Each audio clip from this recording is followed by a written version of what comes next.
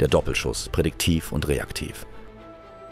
Wir kommen zum Doppelschuss. Ich kann den Doppelschuss auf zwei Varianten machen. Ich kann ihn reaktiv schießen und prädiktiv. Reaktiv ist, ich bin im Ziel drin, ich ziele ordentlich und wenn ich geschossen habe, geht meine Waffe ja hoch. Das Korn fällt wieder runter und sobald ich mein Korn erneut sehe, schieße ich erneut.